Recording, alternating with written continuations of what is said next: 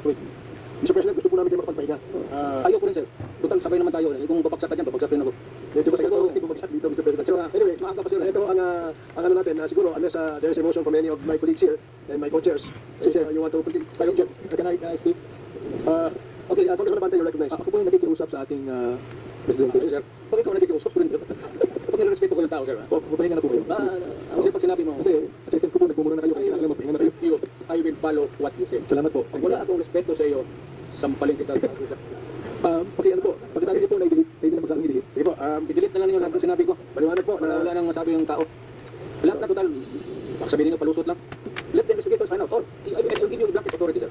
Mr. Chairman, I want to assist sa hearing today. Open mind. Sir, yes, sir. Nilagay sa wrap up first. Mr. Chair, ito wrap up lang, Mr. Chair. Tapos po nito ay tayo po mag-suspend. So, yes, please. Yes, Mr. Chair, actually, Mr. Chair, marami pa akong matanong, tapos nasabi nga rin naman po kanina pwedeng hanggang 2 AM, 5 AM tayo. Actually, Mr. Chair, ako, kaya din naman natin yan, lalo na ng mga budget hearing, araw-araw ganun yung mode natin. Kaso lang, Mr. Chair, based sa sitwasyon po ng ating resource person, kahit na actually ay bibigyan ko rin naman siya ng panahon para makapagsalita, gusto ko lang na ma-establish muna yung mga punto natin through our questions sa ibang mga resource person, kasi po, hindi lang naman po ang ating Pangulo ang ating resource person, pero nagsasabi ko yung mamadali, Mr. Chair, at tingin po natin hindi na conducive, to the point na tinitreaten po tayo, pananampal, pagmumura. Tingin natin, Mr. Chair, kung ito ang magiging conduct ng resource person natin, mainam na, Mr. Chair, hindi muna talaga at hindi po natin tinatanggap yung bluff niya na kaya niya magstay hanggang umaga. So I'm actually willing, Mr. Chair, if the committee would want, I can pause with my questions and I'll let the committee decide, Mr. Chair. Pero hindi naman ko continue ko pa ng madali.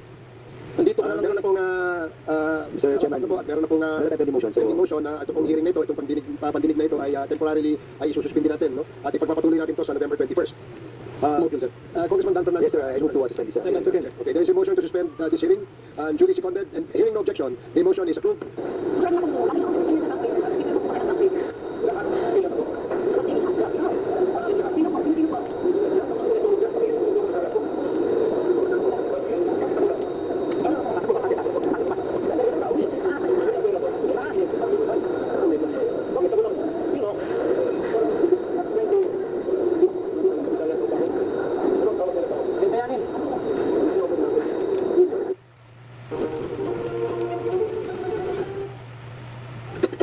Don't hide your head.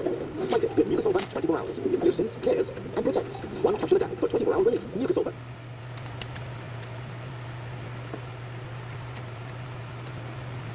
I don't believe in you. Okay, next, Mr. I'm not asking you to believe in me. Okay, fine. Far from it. Mike Diliang is out there. He has not been arrested.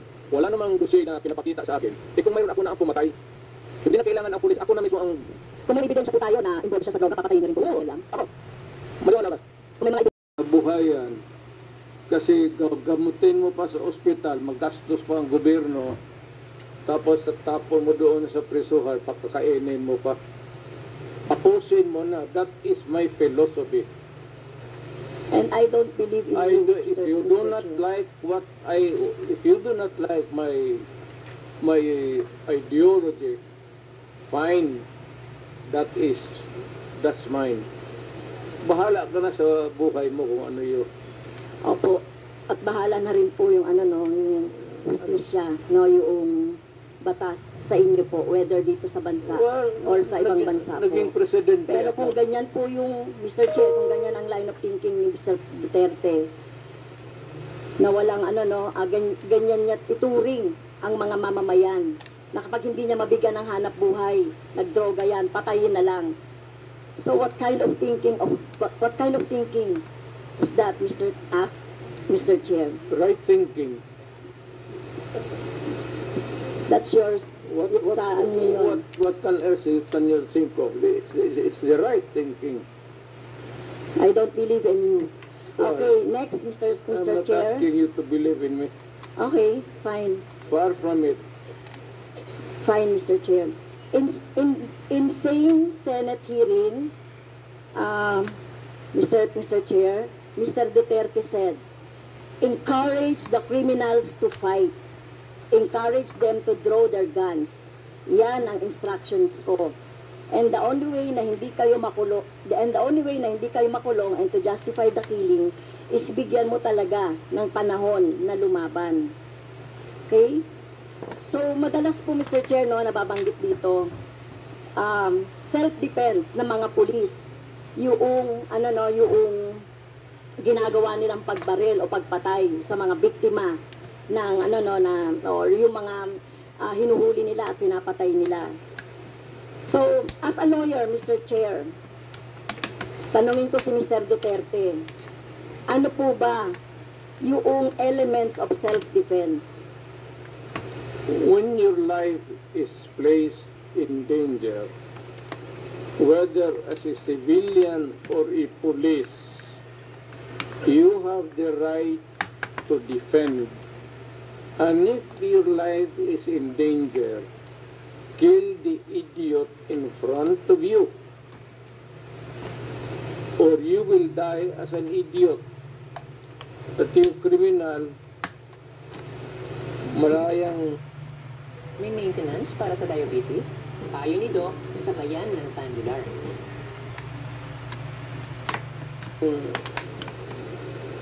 but have the satisfaction of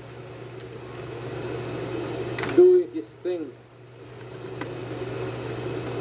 Okay, ayun po ba, as a lawyer, yun po yung inyong alam tungkol doon sa elements ng self-defense? That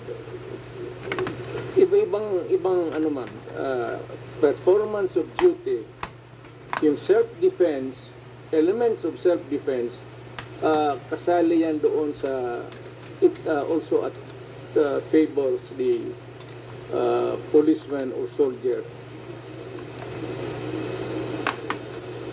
Isa lang ang standard niya, ma'am. Are you in danger of losing your life in front of a person, whether really criminal or your enemy, galit mo, and there's a confrontation, a violent activity ensues, and if your life is in danger, put the idiot down. Rather mamatay ka. Ano ba itong buhay na ito? Okay. Pagkadrama pa tayo? Thank you po, Mr. Chair. Salamat. So, sinasabi niyo po, encourage the criminals to fight.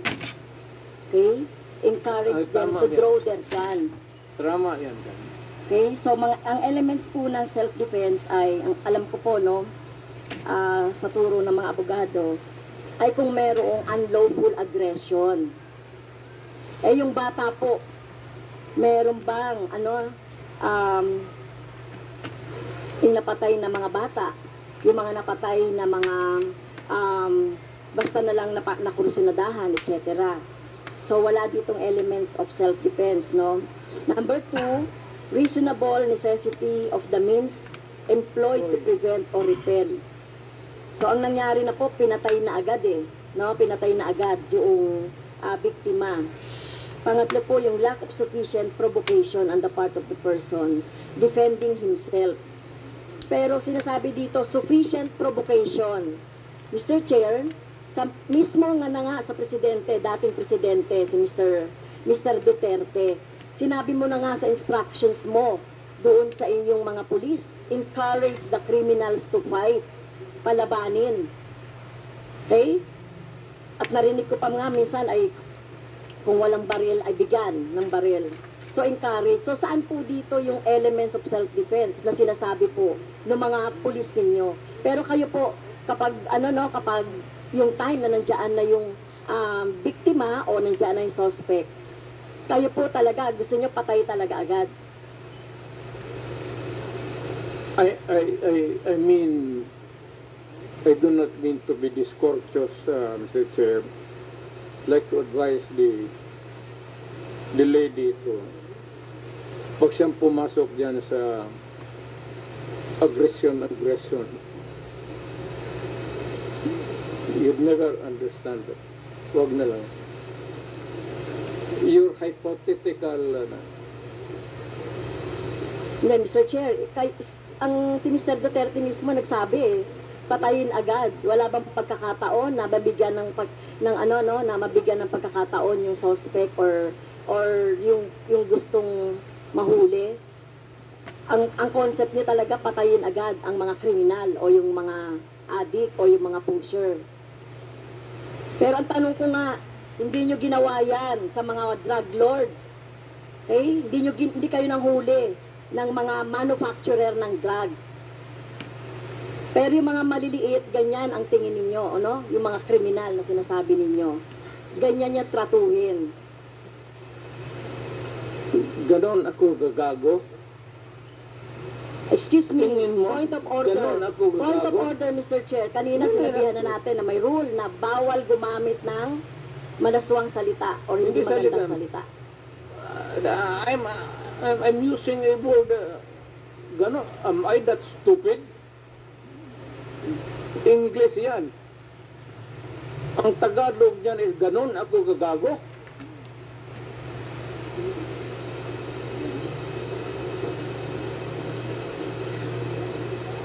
Abogado ako, fiscal ako, ganon ako gagago. Tama kayo, Mr. Chair, tama po si Mr. Duterte, abogado kayo. Pero alam ko, pag abogado, dapat alam niyo po yung due process of law. Alam niyo pong igalang ang karapatan at buhay ng tao, Mr. Chair. Huwag ka bang barurong, ma'am? You do not know me from Adam. Basta lang na anong narinig ninyo yung that's is Okay. You have 3 minutes Okay. left, Congresswoman Castro. Yeah, last time na po ba, Mr. Chair? You have 3 minutes left. 3 minutes na lang. Okay, thank you, Mr. Chair.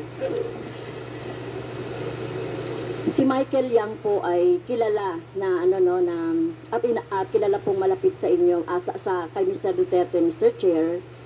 At in fact, sa panahon po ni Mr. Duterte, inappoint siya as economic manager. So, dito po, Mr. Chair, nababanggit no sa mga resource persons natin yung papel ni Mr. Yang, Michael Yang, sa droga, no, sa kalakalan sa droga. So, ang tanong ko po kay Mr. Duterte, Mr. Chair, gaano niyo po kilala si Mr. Yang o si Michael Yang? Michael Yang is an owner of a big department store in Davao City. Nag-irate yan, ako ang nag-cut ng ribbon sa department store niya. And every businessman, whether ang background mo hindi kung saan ka galing impyerno, if you want to have a picture with me, I will gladly oblige you. Even the criminals. Alam mo, do not confuse your, just because they are Chinese and they suspect you. Michael Yang is out there. He has not been arrested. Wala namang dossier na pinapakita sa akin. Eh kung mayroon ako na ang pumatay, hindi na kailangan ang pulis. Ako na mismo ang... Kung may ebidensya po tayo na involved siya sa droga, papatayin niyo rin po si Oo. Michael Yang? Ako. Maniwala ka. Kung may mga ebidensya po, Oo. papatayin niyo? Sasama, tawagan kita, kasama ko. Hindi po. Ayokong Samahan ayoko kita. pong maging katulad Ikaw niyo, yung no? Ayokong masama witness. doon sa patayan. You will So, be a witness to a murder. hindi ko po gagawin yun, Mr. Chair, no? Sumama kay Mr. Duterte para pumatay. Yan ang problema mo. Okay. So, yun nga po, no, yun pong mga malalaking drug lords katulad ni Michael Yang na sinasabi. Pero hindi nyo po alam na involved sa droga si Michael Yang, Mr. Duterte, Mr. Chair. Mas marunong ako sa iyo, ma'am. Hindi talaga involved yan. Magtanong ka ng pulis ngayon. Gusto Kaya mo, nga. magsama tayo sa NICA. Sama tayo sa NBI. Ngayon, pagkatapos nito, kung may makasabi sa iyo na isang ahente na involved yan, yan lang ang suspitsa nila kasi pagka-in-check, yan, pagka sama-sama ng... Hindi po. I beg to disagree, Mr. Chair. Tayo po nirerespeto po natin ang citizenship. Tayo po marami pong mga... hindi po tayo against sa mga inchirip. No, Hindi that po is tayo the against characterization. sa mga sinasabi nating Chinese, lalo na kung Chinese Filipino yan, na wala namang ginagawang krimen dito sa ating bansa.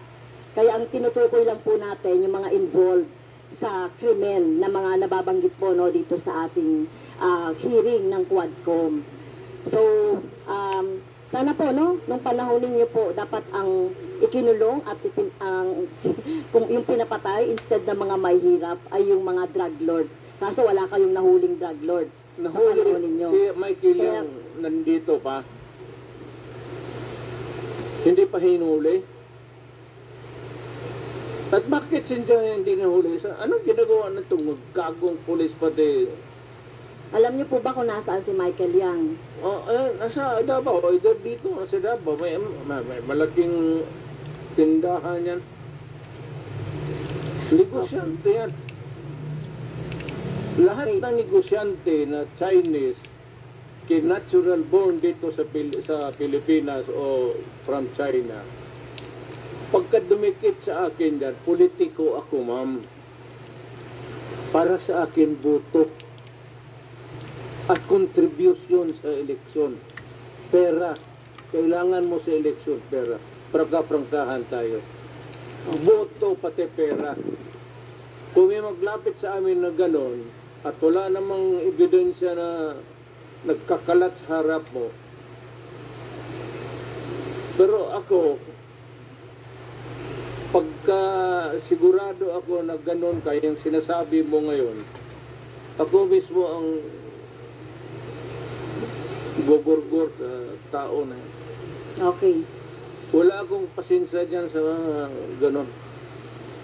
So, do not worry. Last question. Last I love question. my Last country question na po, more Mr. than Chair. anybody else in this room.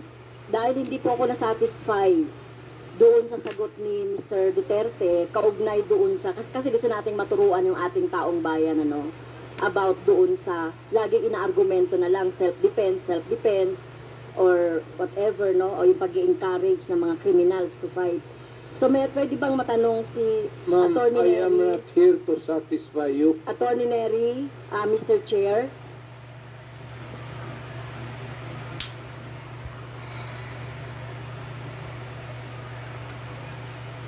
Spider, fresh at bili na sa germ killing action at added benefits. Sida pa sa bulsa. Sida pa. Basta Viber.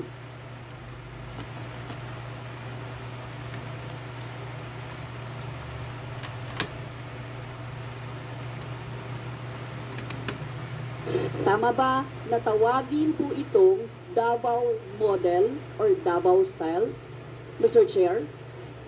I cannot control the semantics. Mr. Chair, yes or no? Davao style.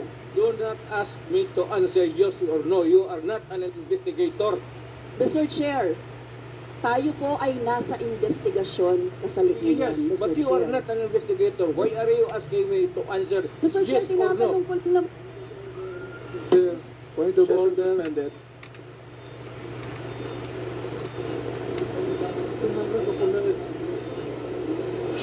Point of order, Mr. Chair. Ano ka, pulis? Ang tinatanong ko lang, sa particular question na yon, maaari naman siyang sagutin ng yes or no. And then the explanation, Mr. Chair. Opo. Do not control my answer. Kung Your Honor, this is not an inquisition. It is a democratic process of investigation. Thank you, Mr. President. Now, Mr. Chair, I would like to direct my questions, Mr. Chair, to Rodrigo Duterte. Mr. Chair, noong October 28, sinabi ni dating Pangulong Duterte, under oath, sa harap ng Senado, and I quote, I and I alone take full legal responsibility sa lahat na nagawa ng mga pulis. Pursuant to my order, ako ang managot. At ako ang makulong, huwag yung pulis na sumunod sa order ko. Ang tanong natin, Mr. Chair, the families of innocent extrajudicial killing victims are present. Yun po yung pinagsalita nyo kanina. So can the former president look them in the eyes and say once more that he takes full legal responsibility for the deaths of their loved ones, Mr. Chair?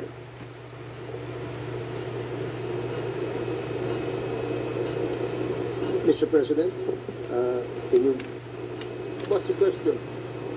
what is the question? Can you repeat the question? Mr. Chair, sinabi niya po na full responsibility. So, Mr. Chair, totoo ba yan? Correct. Very correct. Since I was a president, until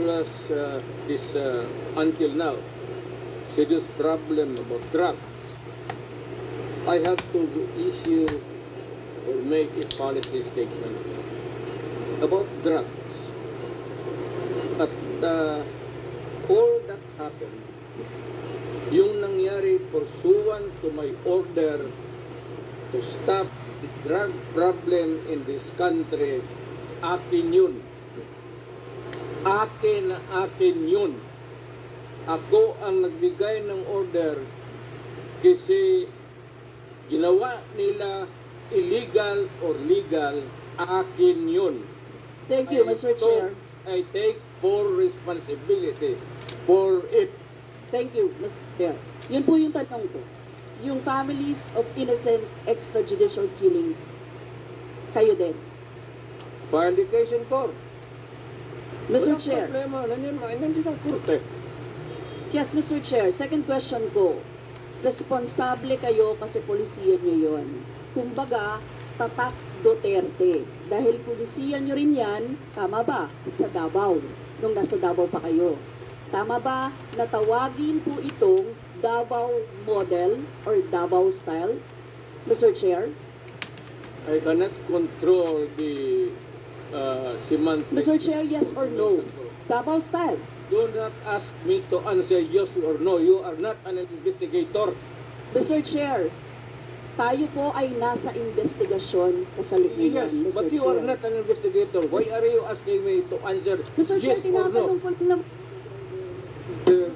Point of order, and then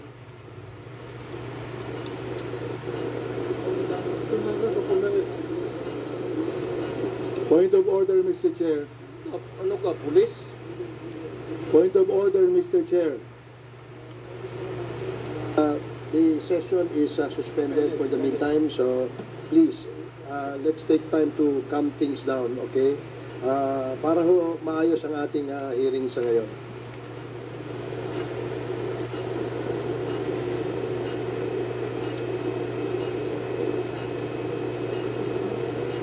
Hearing is resumed. Please proceed, Congresswoman Rosas.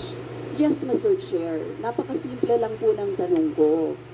Tinatanong ko lang po kung yes or no, Davao style ba yung inyong modelo. Mr. Chair, ayaw na sagutin. So, Mr. Chair, hindi ko maintindihan yon. I'm What sorry, is your personality, Your Honor?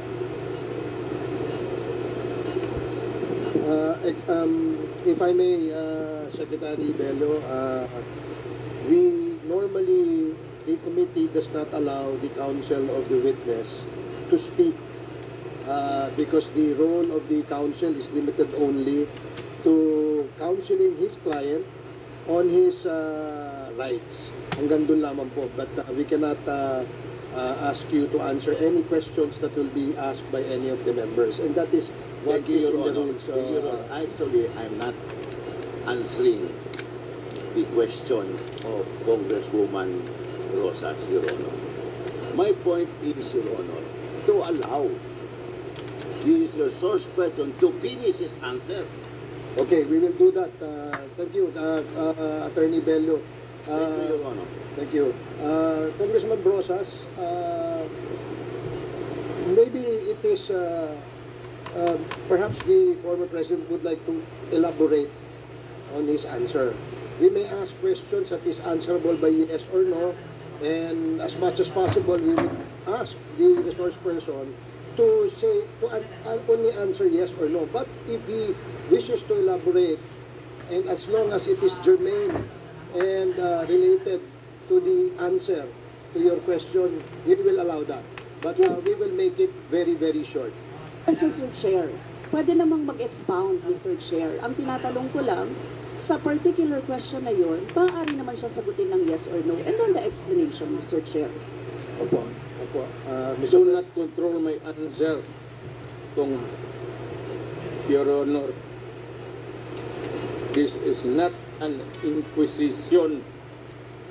It is a democratic process of investigation. Thank you, Mr. President. Sana po,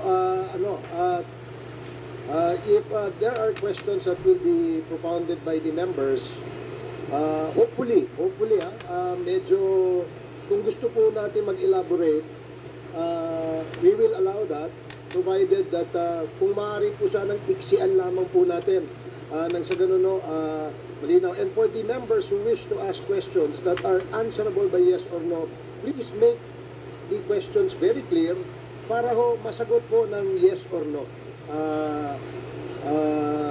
Your Honors. So I hope para ho maayos yung ating pagtakbo ng ating hearing sa ngayon.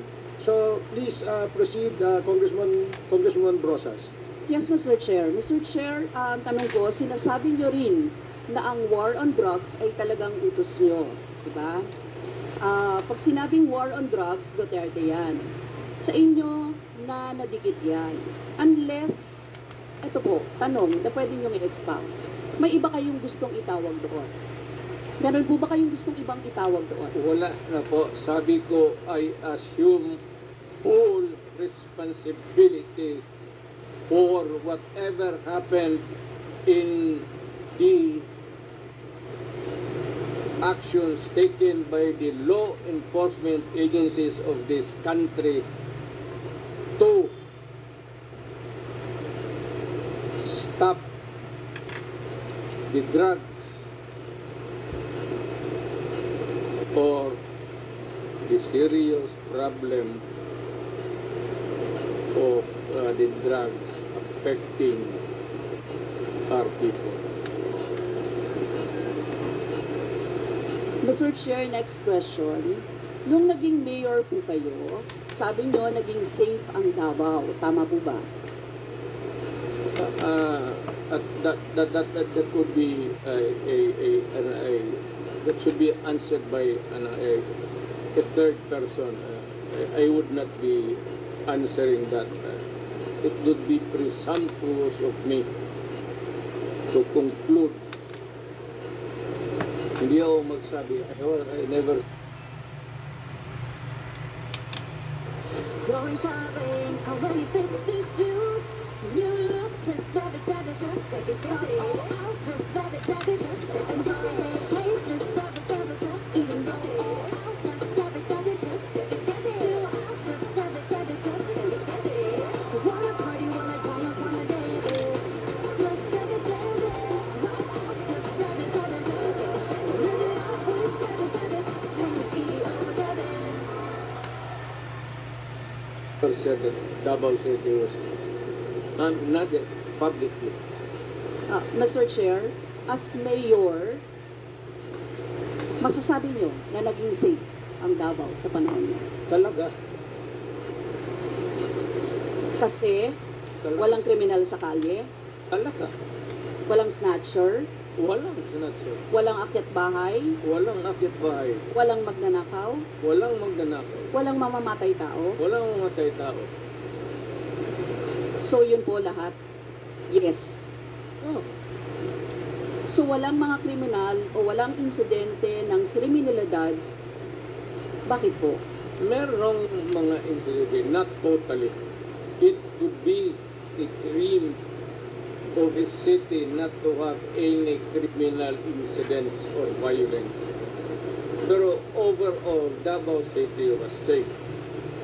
If the test or standard would be that the citizen of the city can walk all over the city and men and children can go home safely, unmolested, undisturbed.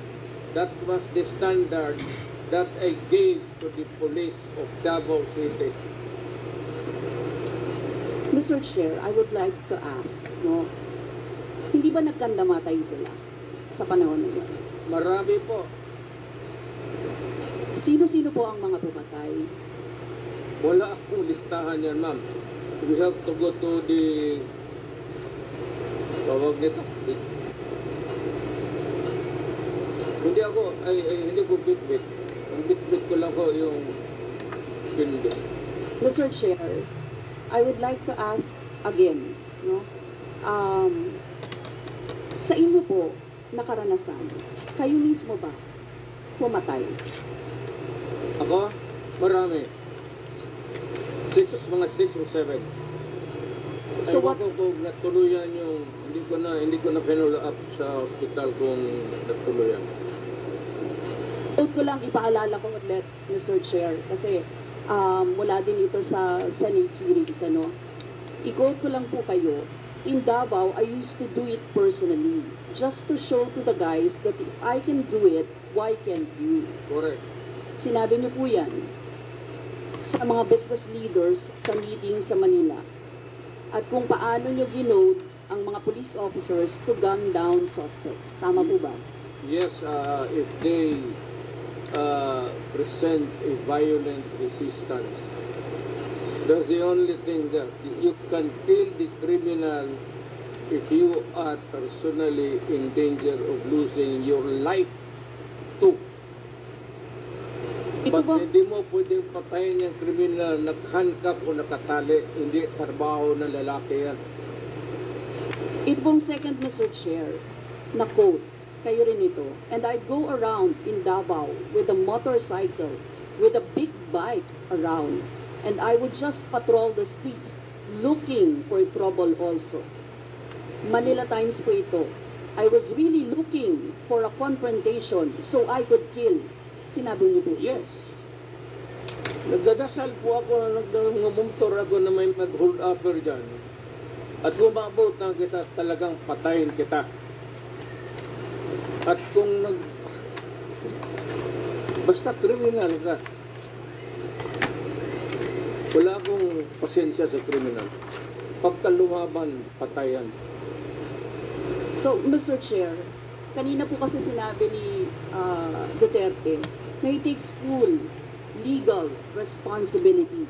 Yes. Siya ang mananagot at Yes. makukulong sa ginawa ng mga kapulisan. Yes. Kung sa inyo po ang policy, inaako nyo rin ang accomplishment nito. Yung lahat po, kasi kung naaalala ko sa war on drugs, yung mga accomplishment, may nahuli, nagbebenta, gumagamit, gumagawa ng droga. Lahat yan. Ma'am, if you are the city executive or mayor, lahat ng utos mo na ginawa ng pulis and all the consequences, sagot ko yan. Pati ang ginawa ng pulis, sagot ko yan. Pati po yung accomplishment kung may nahuli, enforcement of law yun. Accomplishment din po yung na-confiscate na drugs. Tama ba? Lahat ng trabaho ng pulis, because you are the mayor, at inutos mo yan, and the consequences, or sometimes an incident can go right and go wrong. Protektahan ko yung pulis kasi ako ang mayor. Hindi magtrabaho yung pulis, matakot yan kung hindi mo bakaban.